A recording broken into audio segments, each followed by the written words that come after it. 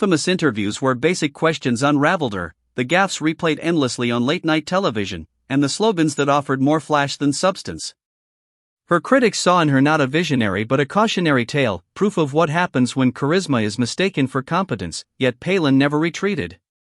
Instead, she doubled down, styling herself as the voice of a bygone America, dismissing immigrants as burdens, mocking social movements as fads, and ridiculing progressive values as though they were threats rather than aspirations. To her supporters, she was a rebel. To her detractors, she was a symbol of arrogance, an avatar of a politics that sneered at change and clung to old hierarchies, and still, she smiled, confident that charm and bravado would always shield her from accountability. But arrogance has a way of setting the stage for its own undoing. Every dismissive shrug, every mocking soundbite, every hollow laugh became another stone in the wall she built around herself. What Palin didn't know was that walls can trap as much as they protect, and that night on CNN, her fortress of swagger was about to crack, because sitting across from her was not an opponent easily rattled or dismissed.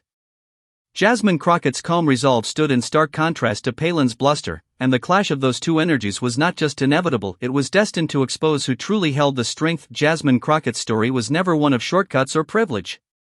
She carved her path through grit, intellect, and a relentless commitment to justice.